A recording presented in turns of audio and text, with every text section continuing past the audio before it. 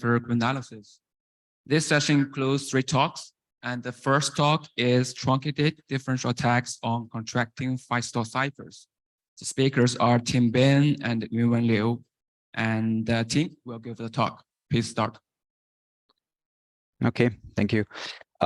So as just introduced, this talk is about truncated differential attacks, and the attacks are going to be generic, so we're not really going to use the details of the round function. So a contracting 5-star cipher is, well, it's basically a 5-star cipher with more than 2 branches, where you add up the rightmost t-1 branches in this figure, and then put that through the round function and add the result to the leftmost branch. And so there has been some generic attacks on this structure already. And the main one is this meet in the middle attack from FSE 2016. And there's a good reason to look at these ciphers, I think, because there are at least a few interesting constructions that are based on this. So the first of these is SM4, which is, of course, the Chinese national commercial encryption standard. And then there's also GMMC CRF, which is a arithmetization-oriented primitive. So the reason for looking at truncated differential attacks in this case is because in the expanding case, so which is very similar, except that instead of adding up the t-1 branches, you take one branch, put it through the round function, and then add this to all the other branches. So in that case, there's already a good truncated differential that was found by Gaëtan Laurent. And so it's an iterative truncated differential on t rounds. And the way it works is, so you start with a difference of a and minus a on the first 2 branches. And then because you have a 0 input difference in the first 2 rounds, or the first t-2 rounds in general, you just go through that with probability 1. And then here in the 3rd round, you'll get a difference b, an arbitrary difference b. This is still probability 1. And then in the last round, we assume that the output difference is of the function is minus b. So you cancel not just one b, but you cancel both b's. So you only have a probability of you have probability of 1 over n, but you have 2 0 output branches. And so it's a natural question to ask if there is a similar attack on the contracting case. And that's what we're going to do in this talk, basically. And we're going to focus especially on the case where you have a large number of rounds. So you try to really maximize the number of rounds. And I also want to already mention from the start that it's also important to have small improvements, because those really matter for small values of t. And for example, for t equals 4, so that's the case of SM4, that's what you need. So the way I'm going to structure this talk is, first I will introduce a basic truncated differential that's essentially the contracting variant of what I've just shown for the expanding case. And then I will show how to actually improve that, and then how this can be applied to those 2 ciphers, GMMC CRF and SM4 that I mentioned before. The truncated differential that I'm going to use looks like this. So in a way similar to the expanding case, it's again iterative over t rounds with a probability also of 1 over n. So the way it works is, in the first round, we allow basically an arbitrary output difference b. And then in the second round, you're going to assume that the output difference is minus b. So this happens with probability 1 over n. And after that, you have basically the first t-1 branches that are always going to sum to 0. And then you can continue for t-2 rounds with probability 1. So because the ideal probability, so the probability that this truncated differential holds for a random permutation, is in general 1 over n to the t-1, because you have t-2 0 branches and then 2 equal branches. So because of that, you can iterate this at most t-2 times, basically, because then your trail probability would become lower than your ideal probability. And you can also prevent always t-2 rounds, because That's just the same as the last 2 rounds in this figure. So then you get t squared minus t minus 2 rounds attack. And the data complexity of that would be n to the t minus 2, but you have this arbitrary input difference a, so that's an input structure of size n from which you can extract n squared pairs, or n squared over 2, and that gives you a data complexity of roughly n to the power of t minus 3. Now, the natural question is if we can still do better. So for example, you might want to iterate this t minus 1 times, but this would lead to a trail probability which is smaller than the ideal probability. So because of that, your data complexity will be affected. But you can still do this, at least if you heuristically assume that whenever a pair doesn't follow the trail, it still has a probability of the ideal, so just the same as for basically random pair, to satisfy the truncated differential property. So in this case, if you want to have a distinguisher, you will need to choose enough pairs so that the average number of pairs that you expect for the real case minus the number of pairs that you expect in a random case is much bigger than the standard deviation of the number of observed pairs. And that standard deviation is about the same in the real and the ideal cases.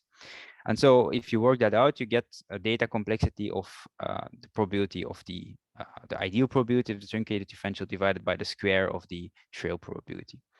And so with this, you could iterate it t minus 1 times. And you can even append 1 more round, which is going to increase your ideal probability by a factor of n. So we can still prepend t minus 2 rounds, so that gives a total of t squared minus 1 rounds.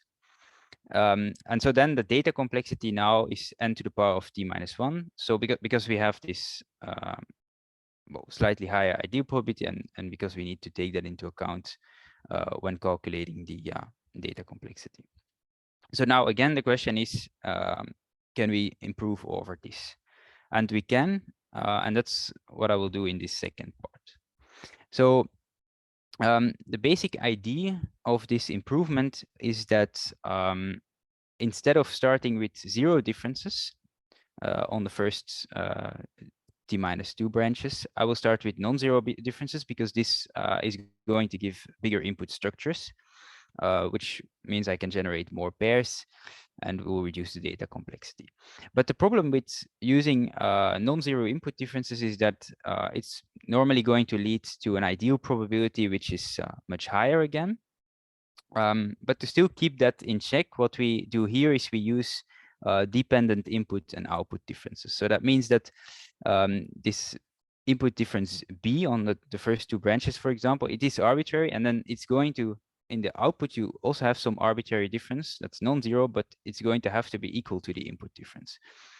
So that's what this the trail that's shown here does. And it works in basically the same way as the previous one. So in the first round, you get an output difference, or what that is called C minus A here.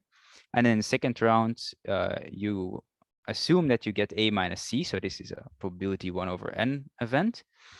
And then after that, you just have the first 3 branches at the top that sum to 0.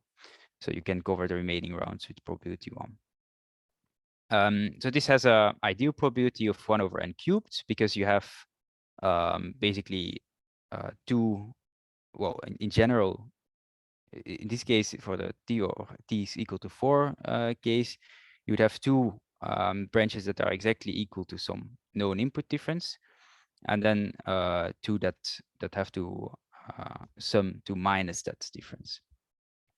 So with this, in general, you can do n to the power of t minus 2 input structures of size n to the power of t minus 2. So taking a bit a more general look at this, so you could basically try to trade off various things. So the obvious thing to look at is, of course, the probability of your trail. But using a high probability trail might actually lead to a lower ideal probability, a higher ideal probability, which is not what you want. You want a low ideal probability. And also, you have to take into account how big the input structures are. So if you kind of look at this and try to find a good trade-off, Or at least what we found was two interesting points here. If we try to go for a large number of rounds, so the one in red is a t-squared round attack, so that's only one round more than the previous one, than the basic trail. But this one has a factor of n less data, and it's based on repeating the trail from the previous slide t-1 times, and then prepending one round, which is for free basically, and then appending t-2 rounds. And then you can also go more rounds. So t-squared plus t-2 rounds. And the way to do this is by prepending t rounds, which actually reduces the trail probability by a factor of n. But it has the advantage that it increases the input structure size also by a factor of n. And so in both cases, the ideal probability is only 1/n², because you have to append t-2 rounds.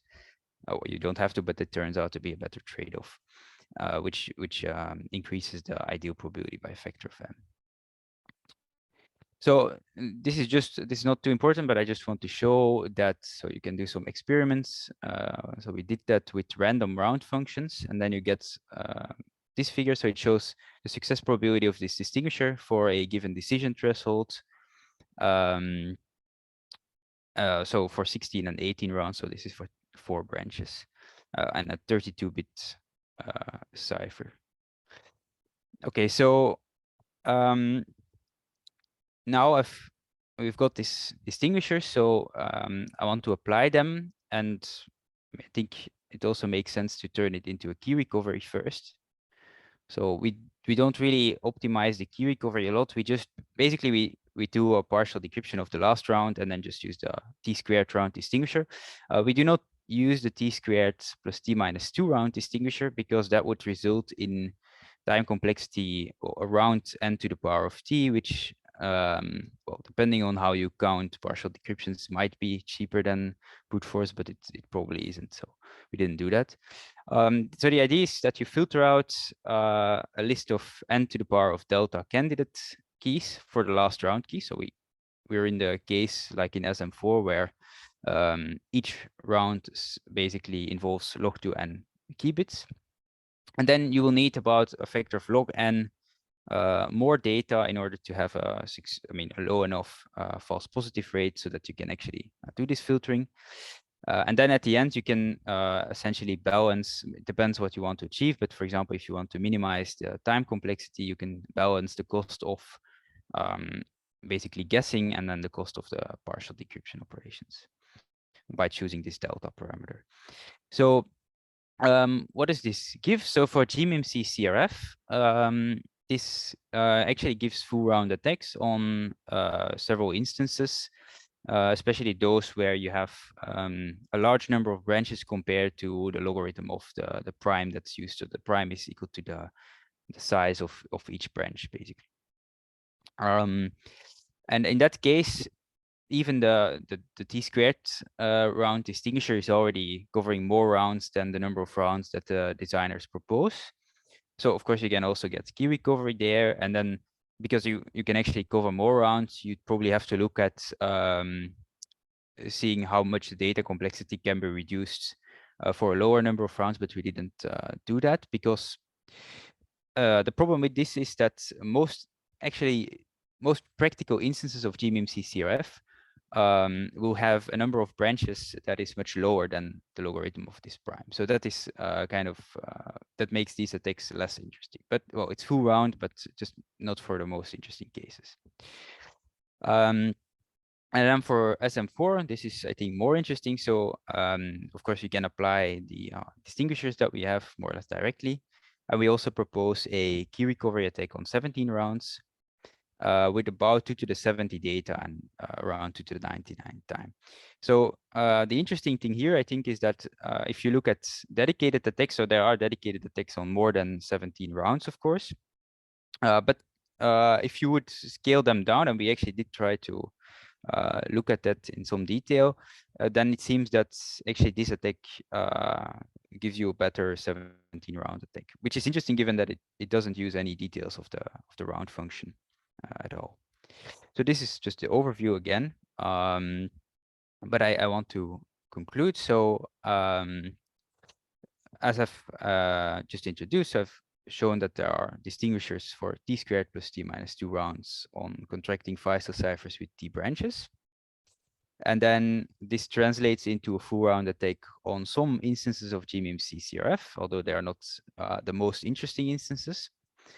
And then, so for SM4, we give this key recovery attack.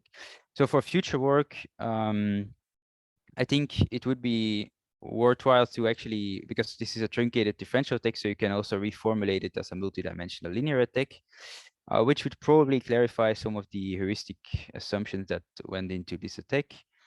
And another thing is that we really didn't improve. I mean, we didn't try to improve too much the key recovery attack.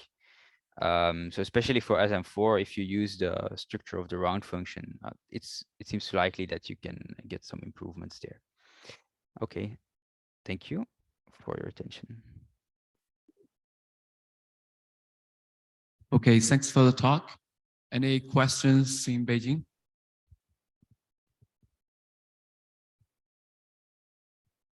There is a question in Beijing. Hello, thanks for your presentation. I have a question. Could you give us more details on your experimental verifications? Okay, let me go there. So what this experiment did, Yes. so we sampled, yeah, this one, right? Yeah.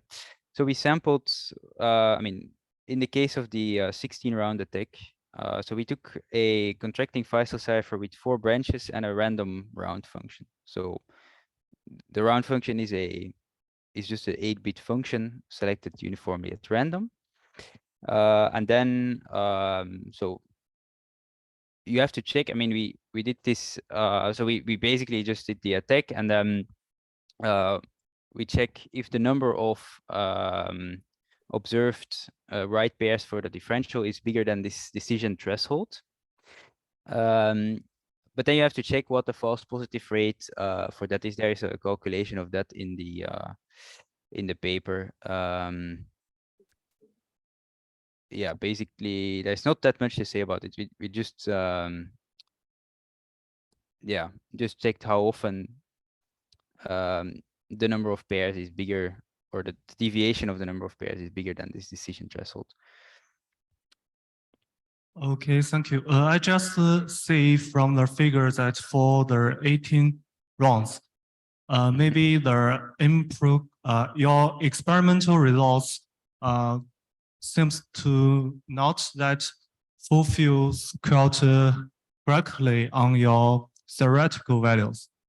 It seems the distance may be a little high.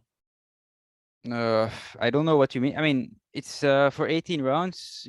I mean, of course, the success probability doesn't go all the way to 1 yet with this number of structures, but that's not necessary. I mean, the result just claims that you get a constant advantage with this amount of data. So I think it does agree. I mean, you can, yeah, I don't really see a problem there. Okay, thank you. I mean, you might do this with this experiment with more data, but also this. So if you really want to see the maximum advantage that you can reach, you would have to also choose your decision threshold optimally, which we didn't try to do in this experiment. So that may also be a reason why. Yeah, I mean, I guess you want it to go up a bit faster, but well, that's how it is. Okay, thank you. This is, by the way, this may be also interesting to say that's so we do not use the t squared plus t minus 2 round distinguisher for the key recovery. So if you're worried that this wouldn't go to 1 and that the key recovery wouldn't work because of that, so that's not an issue because we don't use that for key recovery. Yeah. Okay, thank you. Any questions in Beijing or Kobe?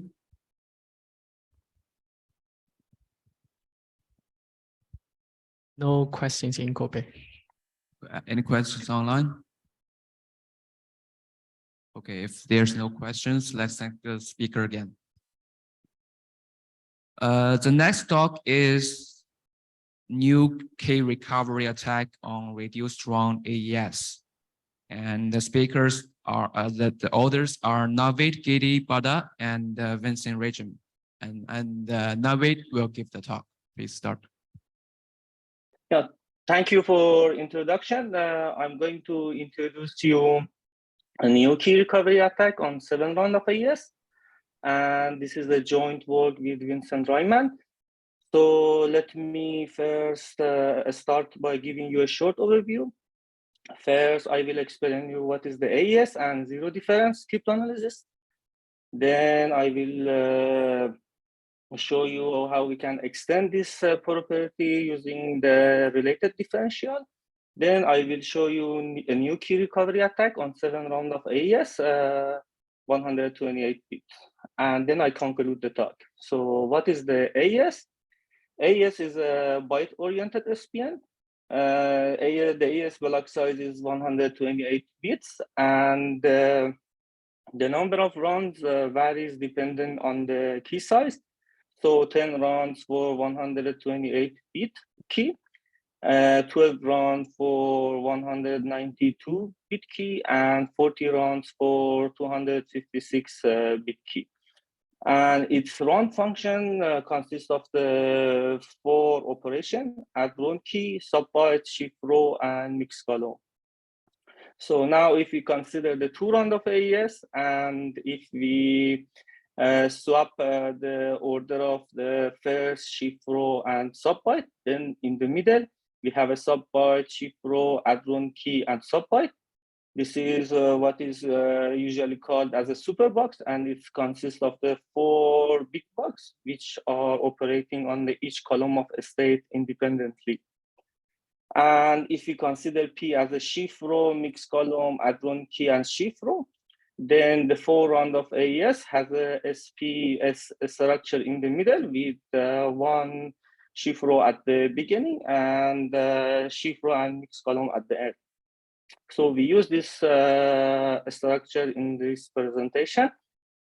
So then the zero difference property was introduced at Asia Crypt 17 by Ranjom, Barde, and Helesev.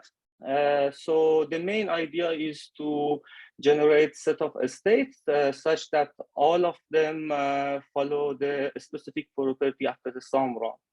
So in this technique, a new pairs of states is generated in a simple way as follows. So for a vector V and pairs of states alpha and beta, then we can define new states such that the coordinate I of this state is equal to alpha I if coordinate I of V is 0 and beta I otherwise. So in this way, we can generate 2 new states, alpha and alpha prime, by exchanging the word between alpha and beta, and we call them related pairs. So then in this way, you can generate at most 2 to the n-1 related pairs. So let nu of s denote the binary indicator vector, which is 1. If the position in the position I, if the ith word of S is non-zero and 0 otherwise, then we have these 2 round SP and zero difference property. So let alpha and beta, let's alpha and beta be a 2 states, and then we generate 2 new states, alpha prime and beta prime, by exchanging word between alpha and beta. Then we have this relation. So it tells us that the pattern of the non-zero and 0 word of these 2 differences are equal. In other words, it means that if one of these differences has a 0 word in some position, the other one has a 0 word in the exact same position. So we have a 2 state alpha and beta. We have a S, P, and S layer. Just for simplicity, I just omit the last P layer here. P here is linear. Then the after first Spox layer, we have these 2 states.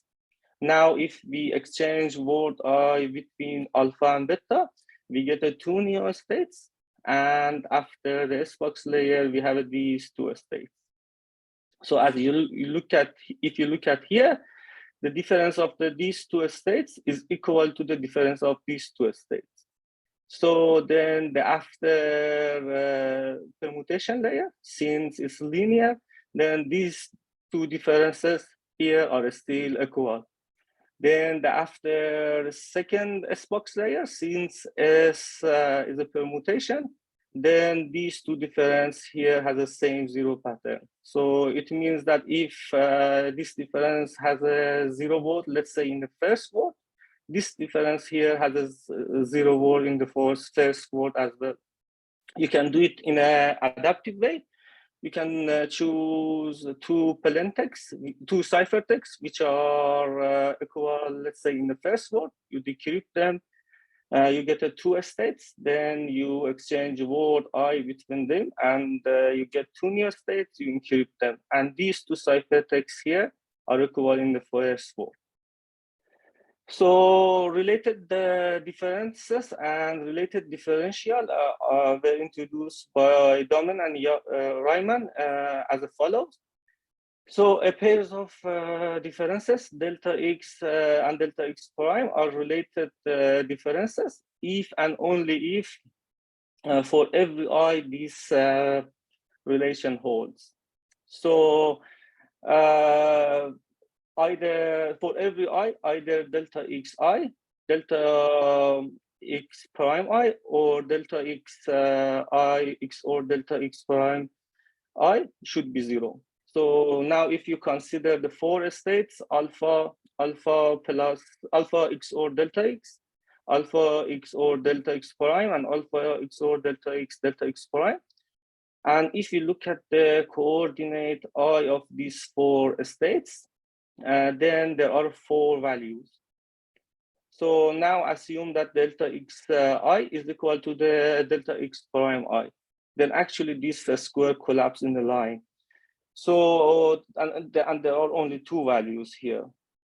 So this is pretty much the same as when we generate the two new states by exchanging word between two states. So then actually we can represent the zero difference probability with quarter that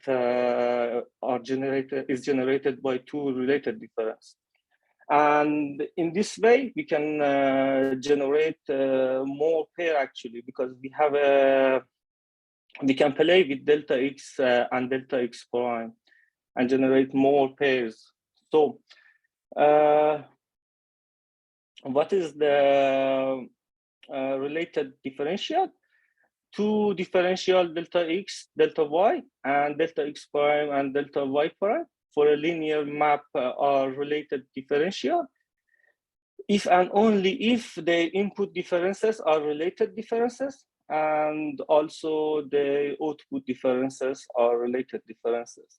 So in the case of the AES mixed column, we have these four main related differential. We can generate more by multiplying a scalar to them or rotate them.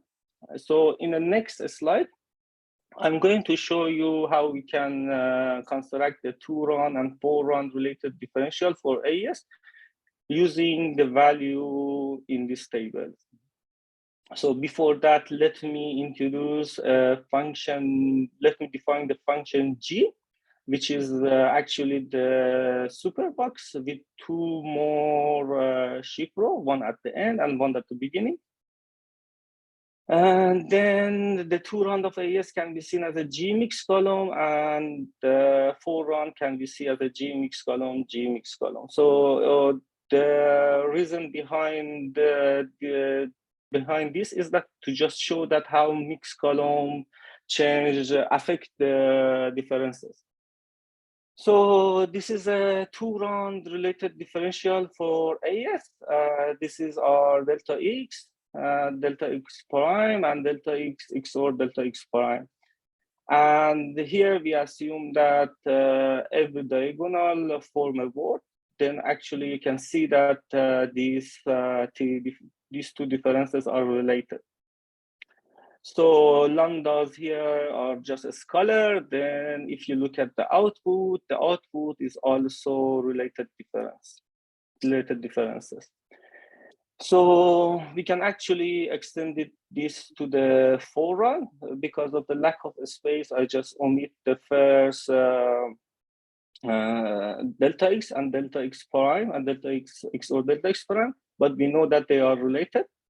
And if we look at the output, also these differences are related. So are related differences.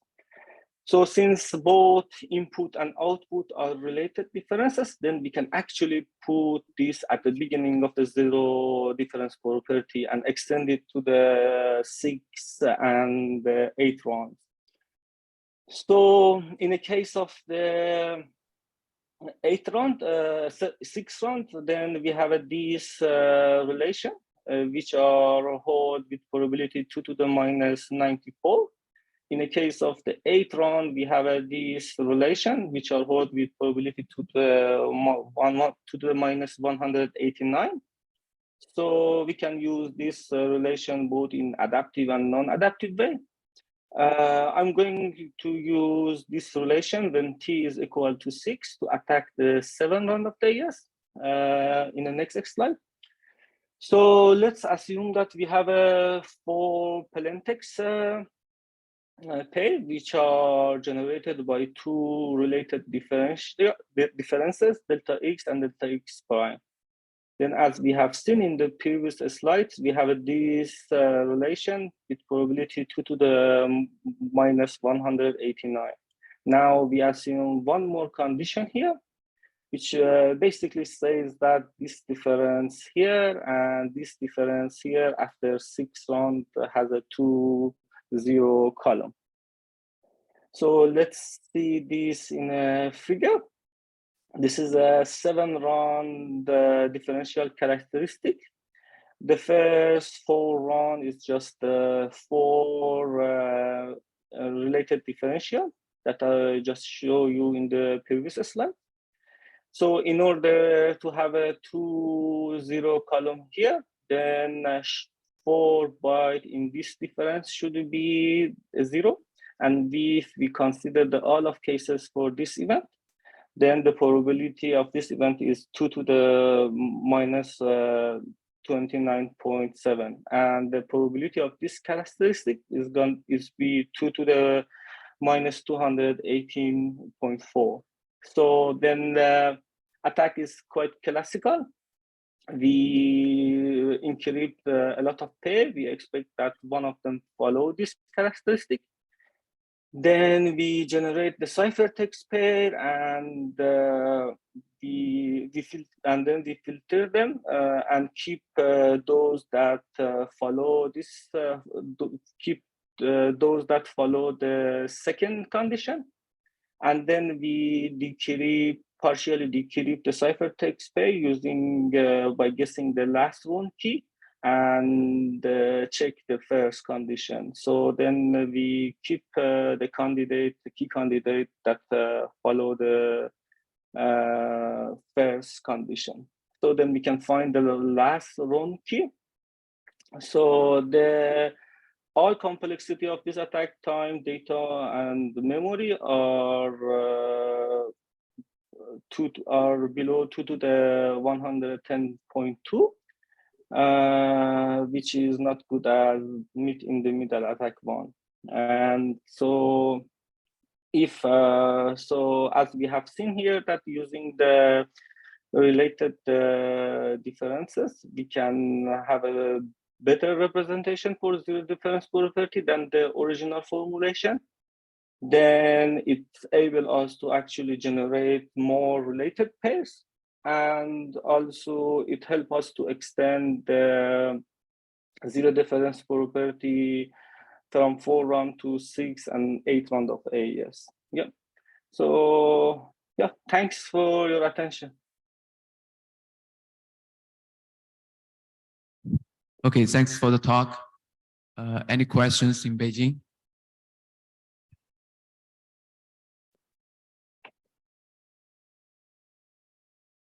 Any questions in Kobe? No questions here. Any questions online? Okay, so if there's no questions, I have a quick question for you. So besides impossible differential and meet in the middle attack, your attack is the third one that can break 7-round AES, right? So do you have confidence that your method will move forward like attack 8-round AES? No, I don't think so. At least I do not know if how we can do that. Okay, thank you. So the third talk is breaking half loop 24. The authors are Marcus and Sari, Patrick DeBaz, Gregor Leander, and Lucas Dennis. And Lucas will give the talk.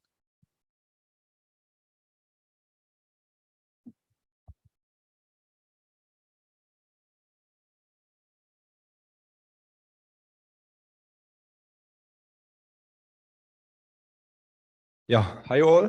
Thanks for the introduction. I'm Lucas and I'm going to present the paper Breaking Half Loop 24, which is joint work with Marcus, Patrick, and Gregor. So I want to start the talk with a quote. Okay, I can read it anyway, I guess. Webby B wrote, half loop is a parody of AES that can be summarized as, what if we take AES 128, add a tweak in the key and reduce the block size? This paper focuses on half loop 24, which has a 24-bit block size. As one can expect, it is completely broken. So that pretty much pinpoints our work, and I hope it gives you a rough idea of what to expect in this talk. So before we go into the details about half loop, I want to quickly explain for what half loop is used. And half loop is used in high frequency radio. So what is high frequency radio? The idea is that you take some radio signal on a frequency of like 3 megahertz up to 30 megahertz. And then those frequencies are reflected by the atmosphere. So say we here have Alice and Bob and they want to communicate, then Alice can send a radio signal and it will bounce off the atmosphere and then will reach Bob. And this is called skywave propagation. Of course, in practice, it's way more complicated, but I hope this is enough to get the idea. And of course, this is super cool because it enables communication across really large distances without any external infrastructure. So you don't need any satellites or cell towers, nothing, just radios on both sides. And who is interested in such technology? Of course, the military. And also others, so diplomatic services, and so for example, those antennas you can often find them on the roofs of embassies. Also disaster management is a typical user because after disasters, there's often no more infrastructure. And so then there's a protocol to set up such a link. And inside this protocol, there are handshake messages, and those are encrypted with half loop. And so the security goals there are confidentiality and authentication. So these messages, these handshake messages mainly consist of so-called call signs. So that's kind of like an equivalent of phone numbers, but in high frequency radio. And those might be confidential if we are like in a military scenario. And then also authentication should be, or is, they try to ensure authentication by using half loop so that Alice knows she's communicating with Bob. Okay, so now let's have a look at half loop first, big picture. So like it was already said, it's a tweakable block cipher. So and one thing I maybe should mention, so there are actually 3 variants of half loop, 24, 48, and 96. So that's this number is the block size, but we only looked at the 24-bit version. So for the 24-bit version, of course, we have 24-bit plain text and 24-bit ciphertext, and then a 128-bit key and a 64-bit tweak. And this tweak is specified. So there's like in the standard, it says like the first bits should tell you are filled with the current time, and then there's a word counter and the used frequency. Yes, and then maybe some more general stuff about half loop and this use in this high frequency radio. So actually before half loop was used, there was another cipher called SODARK, which only used 56-bit keys. Marcus had a nice talk about it at last year's FSE in Athens, and that's actually also where this work started. And so half loop is specified in this military standard. So this is a standard by the US Department of Defense, and it's specified since 2017. So this gives you this, and maybe also the fact that there's no public cryptanalysis, or there was no public cryptanalysis before our work, gives you, well, maybe it is what you would expect from the military, but that's not what you should hope for such stuff, I think. Okay, but as it was also mentioned by the reviewer, half loop is heavily inspired by AES, so it uses the same S-box and essentially the same key schedule with some minor but kind of crucial differences. And so for AES, we would usually represent the state as a 4x4 matrix. And so for half loop, there are only 24 bits, so we only have a 3x1 matrix, so just one column. But it's also seen as a state over F2 to the 8. And then there are also just 10 rounds. Okay. So let's have a look at the round function. We have our 24-bit input and the 24-bit round key, and we just XOR them. Nothing unusual. Then we apply the S-box, also nothing unusual. So the next step in AES would be a shift rows. Well, there's only one column, so you shift anyway, or you rotate, but not the rows, but the byte itself. I would say you could move it to the mixed column layer, and that's actually what we do in our analysis. I will just always write an L for the linear layer, but okay, that's how it's defined. And then the mixed column is again similar to AES, but you multiply with a different polynomial. So if you think about it as a matrix multiplication, the entries are different, and of course it's also smaller. And actually, so this one is, I think there's a typo in the specification. So the specification says has a 4 here. So this took some time to realize that it's actually a typo, because I was kind of confused by this. So if you have a look at the specification now, you know. So let's talk about the key schedule, and first maybe to compare with the AES 128 key schedule. So you have your master key, and there's this FISA-like structure which you do to derive the next round key, and then you do this until you have all your 11 round keys. And well, okay, this is G, there are some S boxes and maybe shifting and round constants, but that's not so important for us. How does it look for half loop? Kind of similar, with two crucial differences. There's our tweak here, and well, there are no dots here anymore because we don't need that much, because the first round key is just the 24 first bits, and then the next round key, the next 24 bits, and so on and so on. So after only one application of this round, call it round function, we are missing only one byte for the very last round key, and this is this one. So these bits are not needed at all. And then the other thing is that here we add a tweak. So if you think about this, related tweak attacks now give us related key attacks. That's kind of nice, and that's actually what we will do. So now going to talk about our attacks, and we come back to the key schedule.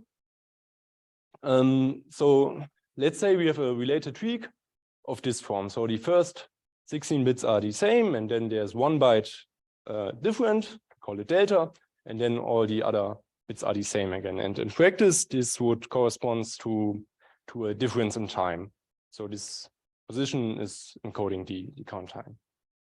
And then what happens? Well, there's a difference in the last byte of the first round key. And all the other round keys here stay the same. So there's no difference here. So the delta just goes down. And because of these connections, the delta also goes to round key 7 and round key 8. So, and you notice that here it's in the first byte, here in the middle byte, and here in the last byte, because those are 32-bit words in the AES key schedule, but the round keys are only 24 bits. So it's shifted always by 1 byte position. So how can we use this in a, sorry, I forgot. Of course, there's also one in round key 10. So how can we use this then in an attack? So let's have a look at a full half loop, so 10 rounds. And then again, S is the S box, L is the linear layer, and then there's key addition. So we know that those round keys have a difference. And we know even more, we know that those are the positions where the exact positions of the differences. And so if you look at it, what can you do? Well, it seems reasonable to just pick a plaintext that has also this difference, right? Because then we have a state difference 0. And so a plaintext with this difference corresponds to a difference in the call sign. So call sign, again, is this phone number like thing. So, and then all those round keys, there's no difference. So state difference 0, round key difference 0. That means that until here, there's no difference in the state. So we can skip those rounds for free. And then what we will do in our attack is we just wait until we have ciphertext with the difference delta in the first byte and no other difference, because then these deltas cancel again, and we can essentially do the same thing, but from the other side. So we can skip those 2.5 rounds and end up with a 0 difference of the state here. And I don't want to go into any more details, but it should be clear that we can then do key recovery here, because this is like we have no difference here, no difference here. In between, we have these differences, and then what our attack does is recovers candidates for the last 3 round keys and 1 byte of round key 7, and then we just brute force the remaining key bits. Okay, so this is just the idea, and then our attacks essentially comes in 3 flavors, so in 3 settings. So the first is ciphertext only. That means that the adversary just eavesdrop messages. He doesn't know anything. He just has a radio and looks what messages are sent. And this works because the plaintext has a lot of structure, because it's like this in this protocol. The call signs are actually repeated, so you can make use of that to attack. But notice that this is not really practical, but still clearly better than what you maybe would, or what a trivial attack would do, like 128 key bits.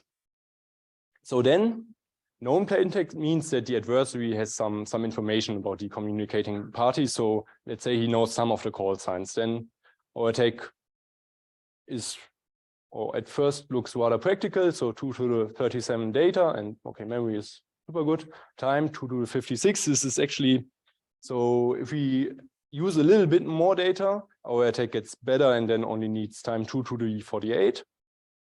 And this is actually like in the chosen plaintext, it's the same attack, but obtaining the data is way more easy because we don't have to wait for the differences to show up, but we can just pick the right input differences. And this one, so the chosen plaintext is more like a lab setting. We actually implemented it with a little bit more data and then only 2 to the 48. And then it takes 1 or 2 hours to fully recover the key. Okay, and then this one, this chosen ciphertext attack, which in practice means that you have physical access, maybe only for a short period of time to a radio that stores the key, is a boomerang attack. And I'm not going to explain it in detail, but if you look at this, I hope that you believe me that there are boomerangs for the full number of rounds, and then it's just a super easy key recovery.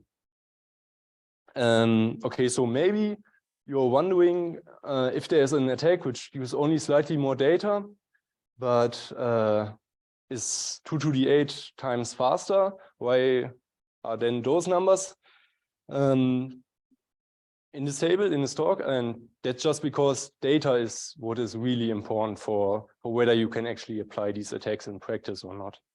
So here is some figure which shows the probability that our attack actually succeeds. So this is essentially the probability that we have enough, or we have good data. So the data that our attack actually needs, so the input difference and the output difference are correct. And then on the x-axis, we have the time that we are eavesdropping messages. And then we have this for a different number of messages per minute. And notice the scale, yeah? So here are 1,000 years, 100 years, 10 years, 1 year.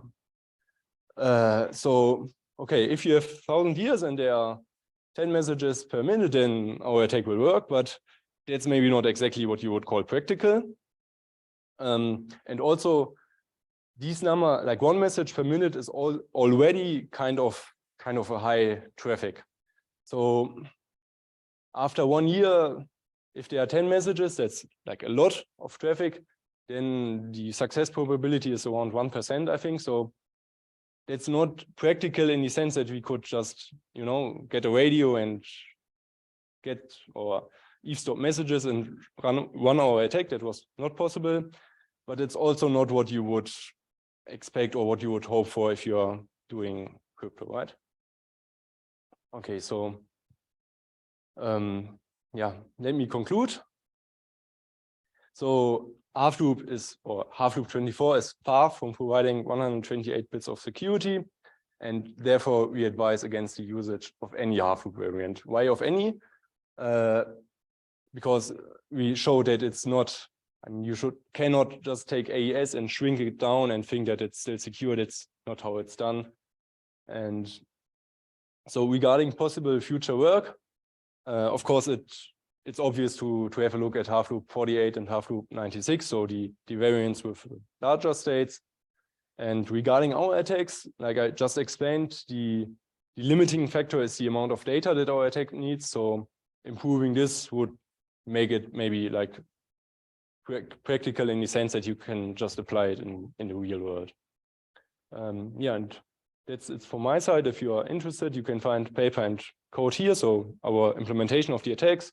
And yeah, thank you.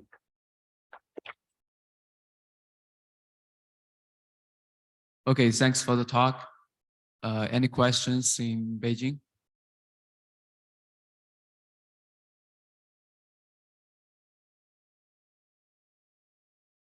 Any questions in Kobe? Question.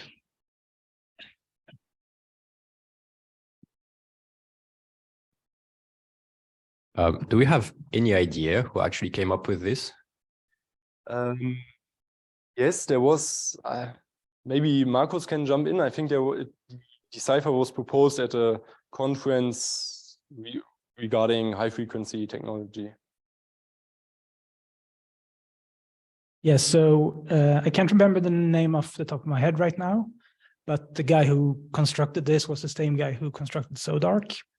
And he's a professor, I think, in New Mexico that's worked a lot on the high frequency link establishment parts. So that's his expertise.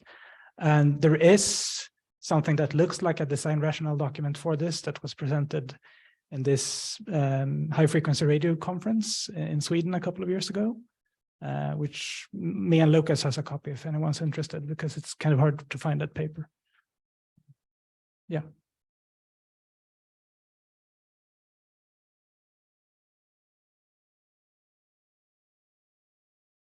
I think my question is for you, Marcus. Do you know if this is deployed?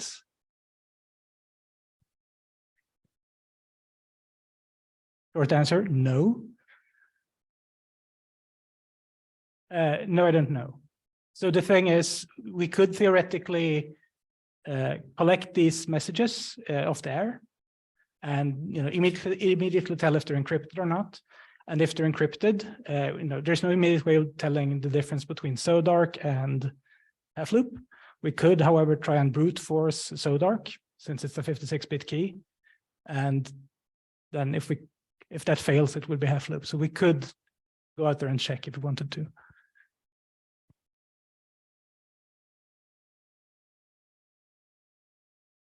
Wait, there's still some questions. And this guy from New Mexico, did he do something else that we might be interested in having a look at?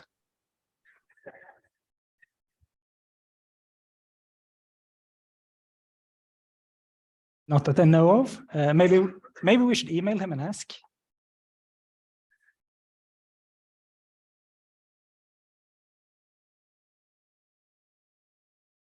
So in your experimentation, so showing that the one message per 1 minute. So and is that mean that one message is just a 24-bit, right? Yeah, I'm asking about if there is any specified mode of operation consider, yeah, for this half loop. So this like in the protocol, so in the link establishment protocol, there in the beginning is a three-way handshake, and I think each is consisting of 3 words and all of them 20 bits. So that should be in total 96 was something. Yeah, and then I think in the very end there's like a finish message again encrypted with half loop. Yeah, I'm just wondering why that's so small, block, and yeah. So okay, thank you. So maybe something about this. Again, Marcus has a lot more expertise about these high frequency stuff, but these link establishment stuff is kind of old. So I think it's from the 70s or 80s, somewhere around there. Yeah. Okay, thank you.